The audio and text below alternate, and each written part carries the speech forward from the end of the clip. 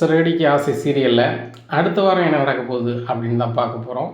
முத்துக்கு ஒரு சவாரி ஒன்று வருது. இந்த மாதிரி இந்த இடத்துக்கு வாங்க அப்படின்னு சொல்லிட்டு உடனே கார் எடுத்துகிட்டு போயிட்டுருக்காரு. அந்த போகிற வழியில் அரசியல்வாதி நண்பரை பார்க்குறாரு.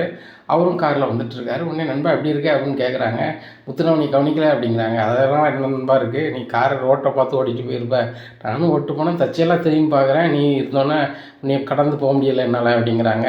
நண்பா நீ வாங்கி தந்த ஆடனால நல்லா இருக்கு நண்பா, ரொம்ப நன்றி நண்பா அப்படிங்கிறாங்க. இதில் என்ன இருக்குது, நான் வந்து தலைவருக்கு தெரிஞ்சிச்சு நான் சொன்னேன், நீ சூப்பராக பண்ணி கொடுத்துட்ட, கரெக்ட் டயத்தில் பண்ணி கொடுத்தீங்க, வாழ்க்கையும் காப்பாற்றிட்டேன் பாரு, நான் தலைவரோட இன்றைக்கி இருக்கேன்னா அது காரணம் நீ தான் அப்படின்ட்டு இருக்காங்க.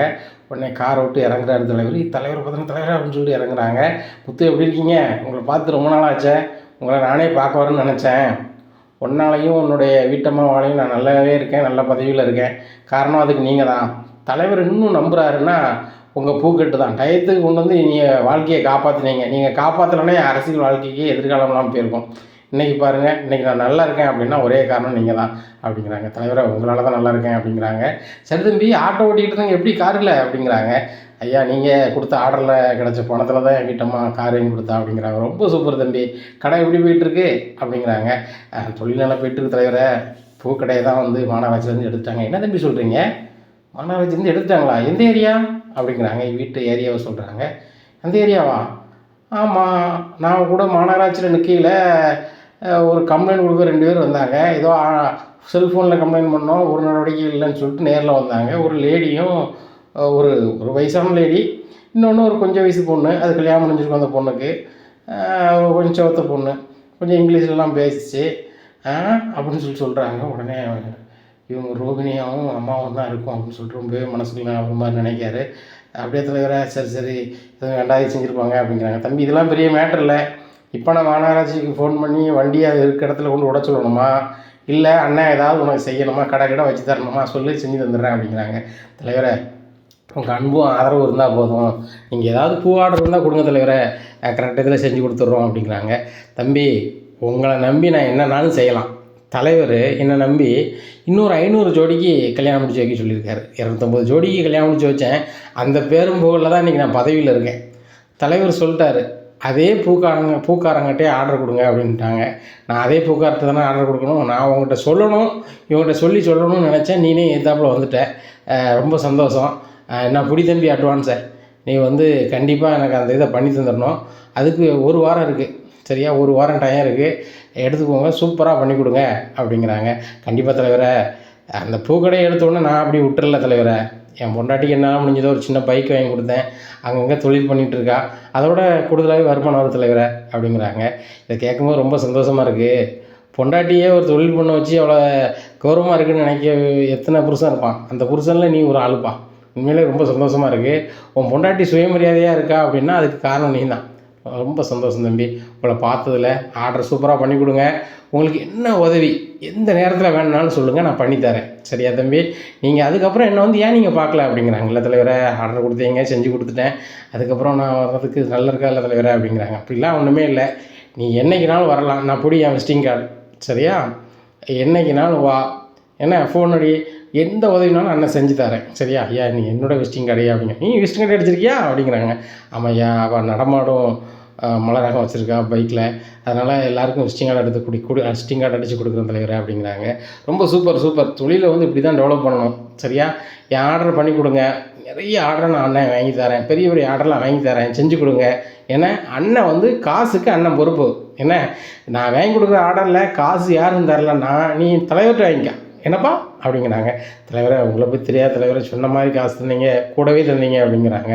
ஒன்றும் இல்லை தம்பி, உங்கள் நியாயத்துக்கு தான் அந்த காசு, என்ன உன் ஃப்ரெண்டு வந்து அறிமுகப்படுத்தி விட்டான், இன்றைக்கி நம்ம ஃப்ரெண்ட் ஆகிட்டோம்ல, என்ன ரொம்ப சந்தோஷம் அப்படின்னு சொல்கிறாங்க. உடனே முத்து தலைவரை ரொம்ப நன்றி தலைவரை அப்படின்னு சொல்லிட்டு எனக்கு ஒரு ஆஃபருக்கு நன்றி தலைவரை, போய்ட்டு வரேன் தலைவரை அப்படிங்கிறாங்க. சரி தம்பி காரில் பைய போங்க, நாங்களும் போய்ட்டு வரோம் அப்படிங்கிறாங்க. உடனே முத்து ஃப்ரெண்டுக்கிட்ட அவர் சொல்கிறாரு, நானும் போய்ட்டு வரேன் அப்படிங்கிறாங்க. சரிப்பா அப்படிங்கிறாங்க. 2 பேரும் கார் எடுத்து அவங்க திசை நோக்கி போகிறாங்க. அப்போ ஆஃபர் கார் ஓட்டிகிட்டே இருக்கும்போது நினைக்கிற மனசுக்குள்ள, நம்ம வீட்டிலே இருந்து வேண்டாதைக்கு இப்படி செஞ்சுருக்காங்களே, அவங்க நோக்கம் என்னவாக இருக்குது, இந்த மீனா வந்து தொழில் பண்ணக்கூடாது, இந்த வீட்டு வேலையை செஞ்சுக்கிட்டு அவங்க சொல்கிற வேலையை செஞ்சுக்கிட்டு அவங்களுக்கு ஜூஸ் போட்டு கொடுத்துக்கிட்டு அவங்களுக்கு அப்படியே செஞ்சுக்கிட்டு இருக்கணும், வேலை செஞ்சுட்டு இருக்கணும். அவள் சுயமரியாதையோடு இருக்கக்கூடாது, அவள் 2 ரூபா காசு சம்பாரிச்சிடக்கூடாது, அவளுக்குன்னு ஒரு தனித்தன்மை வந்துடக்கூடாது அப்படின்னு நினைக்காங்களே. சரி என்னைய தான் வேண்டான்னு இந்த அம்மாவை நினச்சாங்கன்னா, மீனாவை தொழில் பண்ணது கூட எங்கள் அம்மாவுக்கும் ரோகிணிக்கும் பிடிக்கலையே அப்படின்னு சொல்லிட்டு ரொம்பவே மனசில் வெக்கையாக இருக்காங்க. சரி நம்ம இந்த கோவத்தோட வீட்டுக்கு போனோம்னா வேறு மாதிரி ஆகிப்போம், நம்ம கொஞ்சம் கோவம் தணிஞ்ச பிறகு போவோம் அப்படின்னு சொல்லிட்டு காரில் ஆஃபரை ஓட்டிகிட்டு அப்புறம் வீட்டுக்கு போகிறாங்க. போகும்போது அவருக்குமே மனசுக்கு தாங்கலை. மீனா வந்து சமையல் பண்ணிகிட்ருக்காங்க ரொம்ப வேதனையோட. உடனே மீனா இன்றைக்கி எதுவும் ஆர்டர் இல்லையா அப்படிங்கிறாங்க. இல்லைம்மா, இல்லைப்பா 2-3 ஆர்டர் ஃபோனில் வந்துச்சு, நான் பூ கட்டி கொண்டு கொடுத்துட்டேன், இன்னொரு ஆர்டர் இருக்குது, அதுக்குள்ளே ரோகிணி வந்து ஏதோ சமைச்சு தரணும்னு சொல்லிட்டு வாங்கி தந்துருக்காங்க அப்படிங்கிறாங்க. ஏன் அவங்களுக்கு சமைக்க தெரியாதா அப்படின்னுட்டு இருக்காங்க. இல்லைங்க அவங்களுக்கு சமைக்க தெரிய மாட்டாங்கல்ல அப்படின்னுட்டு இருக்காங்க. இப்படி நீ செஞ்சிட்ரு அப்படின்னு சொல்லிட்டு ரூமில் இருக்காங்க. இந்த சூழ்நிலையில் ரோகிணி மீனா சமைச்சிட்டிங்களா சமைக்கலையா அப்படிங்கிறாங்க. உடனே சமைச்சிட்டு தான் இருக்கேன் மீனா அப்படிங்கிறாங்க ரோகிணி அப்படிங்கிறாங்க. ஸ்பீடாக சமைங்க மீனா, பார்லருக்கு போகணும், இன்னைக்காக எவ்வளோ பேர் வெயிட் பண்ணிகிட்டு இருக்காங்க தெரியுமா அப்படிங்கிறாங்க. உடனே எனக்கும் இன்டர்வியூ போக வேண்டியிருக்கு ரோகிணி அப்படின்ட்டு இருக்காங்க. உடனே இவருக்கும் இன்டர்வியூ போக வேண்டியிருக்கு, நானும் பார்லர் போக வேண்டியிருக்கு, உங்களை மாதிரி இங்கே இருந்தால் அந்த பைக்கில் ஒரு 100 ரூபாய்க்கு பூ விற்றுட்டு கிடந்தா ஒன்றும் தெரியாது, எங்களுக்கு வேலை இருக்குல்ல அப்படின்னுட்டு இருக்காங்க. உடனே முத்து வெளில வராரு ரொம்ப விட்டு. ஆமாம், உங்களுக்கு வேலை செய்யறது தானே அவ இருக்கா? இவங்க வீட்டு வேலைக்காரியாவா, என் பொண்டாட்டியாவா? சரியா, உங்களுக்கு வேலை செய்யறதுக்கு நான் கட்டிட்டு வரல. அவளும் உங்களை மாதிரி தான், நீங்கள் அவளை வேலை வாங்கிக்கிட்டு இருக்க ஷோல்லாம் வச்சுக்கிடாதீங்க அப்படிங்கிறாங்க. உடனே விஜயா வராங்க. ஏன் பூ கட்டினா வீட்டு வேலை செய்ய மாட்டாளோ பொண்டாட்டி, நீ பூக்கடையை வச்சு கொடுத்த, மணாலத்தில் தூக்கிட்டு போனால் ஒரு பைக் வாங்கி கொடுத்துருத, இப்படியே பண்ணிட்டு தான் எப்படில வீட்டு வேலை செய்வா அப்படின்னு கேட்குறாங்க. உடனே அவள் எதுக்கு வீட்டு வேலை செய்யணும், நீங்களாம் எதுக்கு இருக்கீங்க, செய்ய வேண்டியதானே, அவள் செய்யணும் தலையில் தான். ஆனால் அவள் எவ்வளோ சொன்னாலும் கேட்க மாட்டாள். ஆனால் அப்படி செய்கிறவங்களுக்கு இந்த வீட்டில் இருந்து பாதகமாக தான் இருக்குது அப்படின்னுட்டு இருக்காங்க. அவளுக்கு யார் பாதகம் பண்ணுறா, அவளுக்கு வந்து செய்ய வேண்டியது கரெக்டாக செய்தாங்க. நான் இந்த பூக்கடையை எப்படி எடுக்கணும்னு நினச்சிக்கிட்டே இருந்தேன், அதுக்கு அது வந்து மாநகராட்சியாக பார்த்து செஞ்சுட்டு அப்படிங்கிறாங்க. யார் செஞ்சால் என்ன செஞ்சான்னு எல்லாமே எனக்கு தெரிஞ்சிருச்சு அப்படின்னுட்டு இருக்காங்க. உடனே அண்ணாமலை வராங்க. முத்து, நீ தான் வந்து என் மனசுக்குள்ளே அது இதுன்னு நினச்சிட்டு இருக்க, தெரியும் போது அது தெரியட்டும் அப்படிங்கிறாங்க. இல்லைப்பா, இன்றைக்கி நம்ம ஏரியா தலைவரை பார்த்தேன், அவர் மூலமாக எனக்கு உண்மை தெரிஞ்சிருச்சு, யார் இந்த கடையை எடுத்தாங்க வச்சாங்க அப்படின்னு சொல்லிட்டு அப்படிங்கிறாங்க. யார் முத்து அப்படிங்கிறாங்க. அம்மாவும் பார்லர் அம்மாவும் தான் போய் பூக்கடை இருக்கக்கூடாதுன்னு சொல்லிட்டு கம்ப்ளைண்ட் கொடுத்துருக்காங்க அப்படிங்கிறாங்க. இதை கேட்டால் அண்ணாமலை ரொம்பவே ஷாக் ஆகிறாங்க. விஜயா, நீ இதெல்லாமே செய்வே அப்படின்ட்டு இருக்காங்க. ஏங்க எனக்கு தேவையில்லாமல் சொல்லிக்கிட்டு இருக்காங்க அப்படிங்கிறாங்க. தேவையில்லாமலாம் சொல்லலப்பா, தெரிஞ்சுக்கிட்டு தான் நான் சொல்கிறேன். நான் அப்போ கூட மனசுக்குள்ளே எதுவும் நான் கோவப்படக்கூடாதுன்னு நினச்சிட்டு தான் நான் அப்படி பொறுமையாக வந்தோம்பா அப்படிங்கிறாங்க. பார்லர் அம்மா திருதுன்னு முழிக்காங்க. ஆகா, நம்ம மாட்டிக்கிட்டு போலையா அப்படின்னு சொல்லிட்டு விஜயாவை பார்க்குறாங்க. உடனே விஜயா சொல்கிறாங்க, நாங்கள் தான் கொடுத்தோம், உனக்கு எப்படி தெரியும், தலைவர் வேண்டாது சொல்லியிருப்பார் அப்படிங்கிறாங்க. வேண்டாது சொல்லியிருப்பாங்க, ஃபோன் இந்த நம்பர்லேருந்து போச்சு, பெட்டிஷன் எதை கொடுத்தீங்க, யார் கையெழுத்து, யார் ஃபோன் நம்பர்லாம் இருக்குதுன்னு சொல்லி அந்த காப்பினாலும் வாங்கி தரேன்னு சொல்லியிருக்காரு தலைவர் அப்படிங்கிறாங்க. ரோகிணி திருதுன்னு முழிக்காங்க.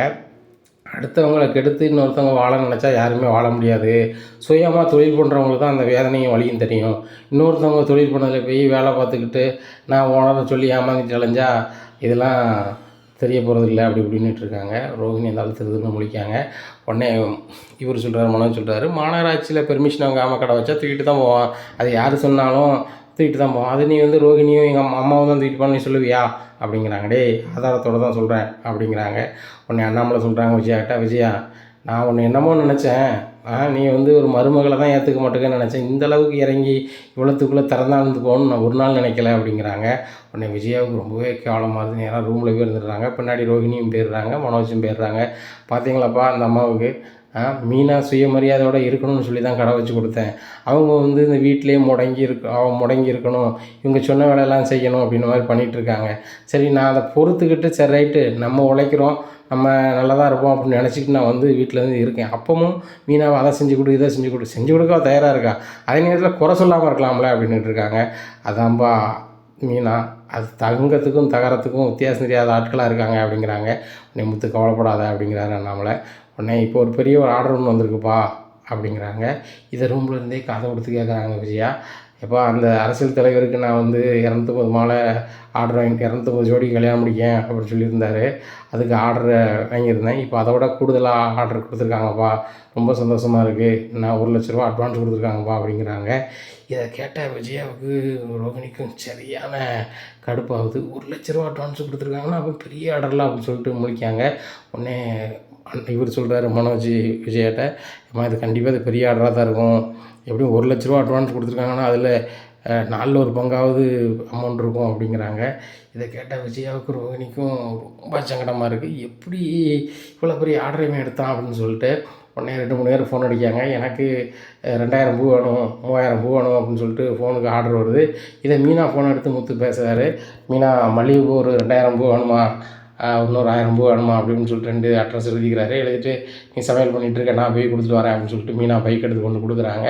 கொடுக்குற இடத்துல சொல்கிறாங்க, மீனா மாதிரி பூ யாரும் இந்த அழகாக கட்டுறது கிடையாது, அதனால தான் இவ்வளோ தூரத்துலேருந்து கேட்குறோம், டெலிவரி சார்ஜ் வந்துடுறேன்னு சொல்லிட்டு பெட்ரோல் காசும் கொடுக்குறாங்க. இதை பார்த்துட்டு முத்துக்கு ரொம்பவே தன்னம்பிக்கை. மீனாவுக்குன்னு ஒரு தொழில் நேக்கு வச்சுருக்கானே, பயங்கரமாக பண்ணுறா அப்படின்னு சொல்லிட்டு மீனாட்ட கொண்டு அந்த காசை கொடுக்குறாங்க.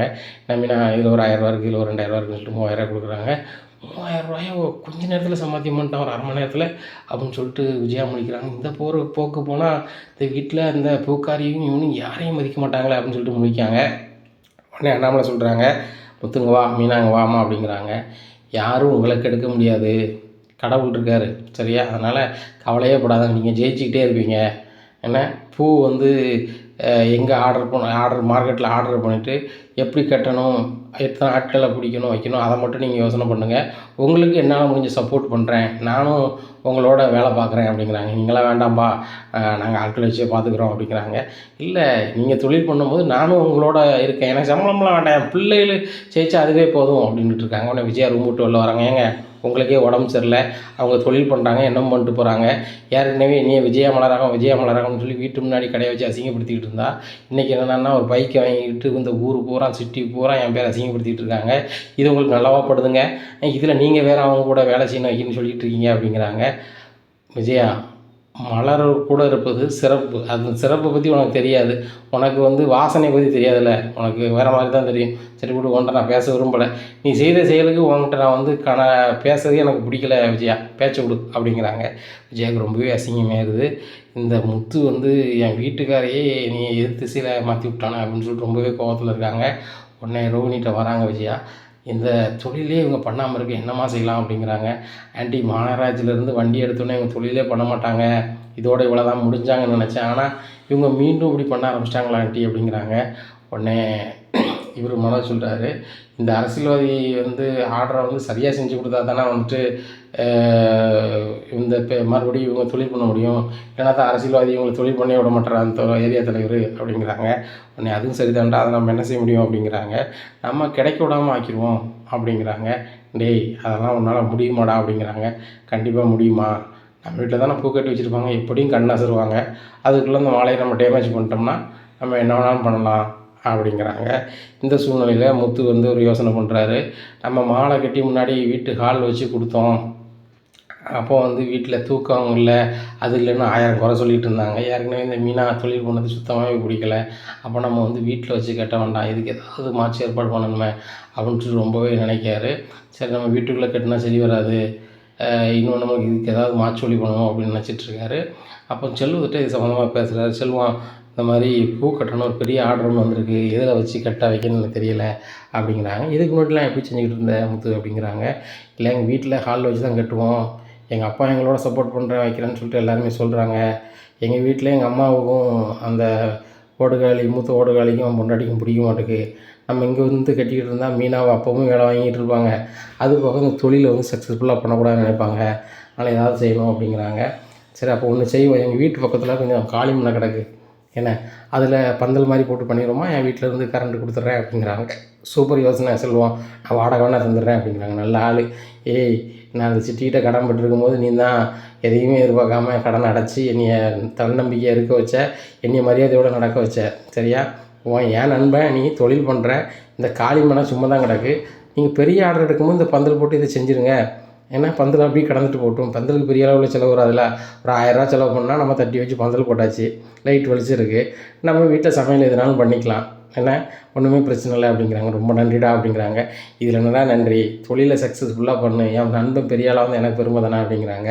செல்வம், நான் இதை மறக்கவே மாட்டேன் அப்படிங்கிறாங்க. நீ எனக்கு செஞ்சதை நான் என்றைக்குமே மறக்கக்கூடாது முத்து, நன்றி மறக்கக்கூடாதுல்ல அப்படிங்கிறாங்க. உடனே செல்வம் சொன்னதை அப்படியே சொல்கிறாங்க மீனாட்ட. மீனா, நம்ம பூ வீட்டில் வச்சு கட்ட வேண்டாம் அப்படிங்கிறாங்க. நீ எங்கே அப்படிங்கிறாங்க. இல்லைம்மா, இப்போ வீட்டில் வச்சு கட்டினா வீடு பூரா பூவாக கிடக்கு வைக்கின்னு சொல்லுவாங்க. அன்றைக்கி நம்ம 500 மாலை கட்டும் போதே வீடு பூரா பூவாக இருந்துச்சு. யாரும் புழங்க முடியல வைக்க முடியலன்னு சொல்லுவாங்க. இது அதை விட கூட மாலை கட்ட வேண்டியிருக்கு. என்ன அதனால் நம்ம ஒரு வேறு ஒரு இடம் ரெடி பண்ணியிருக்கேன் அப்படிங்கிறாங்க. எங்கெங்க அப்படிங்கிறாங்க.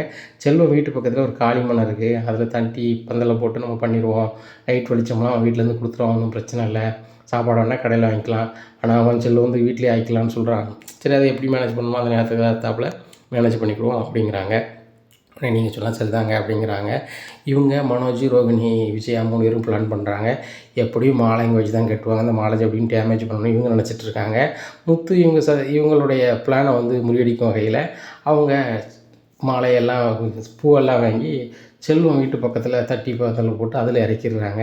உடனே என்னங்க இன்னும் பூ வரலையா அப்படின்னு கேட்குறாங்க. உடனே அண்ணாமலை சொல்கிறாங்க, ஏன் நீ பூவை பற்றி கேட்டாலே எரிச்சு கூட இப்போ ஏன் பூ வரலையான்னு கேட்டுக்கிட்டு இருக்க அப்படிங்கிறாங்க. இல்லை, அவங்க ஆர்டர் தான் எடுத்துருக்கேன், கட்டி கொடுக்க போகிறோன்னு பந்தா பண்ணிக்கிட்டு இருந்தாங்க.